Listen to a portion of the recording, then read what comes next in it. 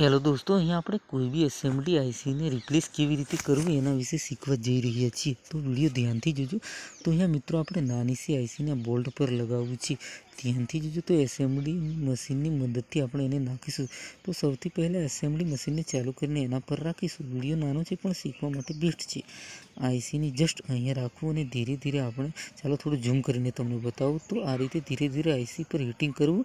Air અને heater બંનેનું combination બનાવવાનું છે. એરને 2 અને હીટરને 350 થી 400 રાખવાનું છે. તો અહીંયા આઈસી આસાનીથી નીકળી જશે. અગર આપણને એવું લાગે છે કે હીટિંગ વધારે પડતું થાય છે તો હીટરને થોડું કમ કરી શકીએ છીએ. તો અહીંયા દેખો 6 થી 7 સેકન્ડમાં આસાનીથી નીકળી ગયું. તો અહીંયા આપણે આઈસીને નાખીએ છીએ, મતલબ નવી આઈસીને નાખીએ છીએ. તો એક ચીજ ધ્યાનમાં રાખવું પડશે. ઘણીવાર ભૂલ થઈ જાય છે. આ ભૂલ આપણે નથી કરવી. તો દેખો આઈસીને આપણે નાખવું છે. તો આઈસી પર એક પોઈન્ટ બનેલો હોય છે. એવી રીતે એક મધરબોર્ડ પર બી હોય છે એ યુ પોઈન્ટ. દેખો મિત્રો, એ પોઈન્ટ અને આઈસીને બી એક પોઈન્ટ નાનો હોય છે યુ આકારનો છે, જે બંનેની પોઝિશન બિલકુલ એક બાજુ રાખવાની છે.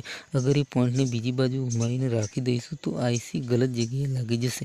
હું તમને જૂની આઈસીમાં બતાવું. આ દેખો, આ પોઈન્ટ બનેલો છે અને એવું ટાઈપનું બનેલો છે. તો એની તરફ પોઝિશન રાખવાની છે. તો અહીંયા આસાનીથી એના પર સેટ થઈ જાય છે. તો અહીંયા હીટિંગ કરીશું. જેવી રીતે કે નીકાળતી વખતે હીટિંગ કર્યું હતું એવું લગાવતી વખતે હીટિંગ કરીશું. તો મિત્રો, નાની નાની ટ્રીક તમને બતાવું છું. તો વિડીયોને લાઈક જરૂર કરી લેજો અને યોગ્ય લાગે તો સબસ્ક્રાઈબ જરૂર કરી લેજો. તો દેખો, પ્રોપર હીટિંગ કરવું છે. તો સાઈડમાં કેપેસિટર બી છે.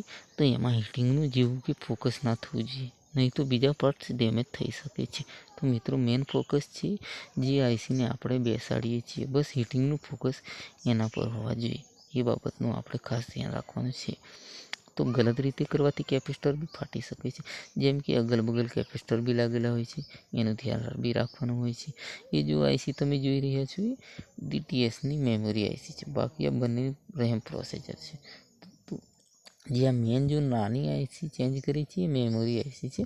આ આઈસીમાં ડીટીએસ બેડ થઈ જાય તો આ કન્ડિશનમાં રિપ્લેસ કરી શકાય છે. તો ચલો મિત્રો, થેન્ક યુ.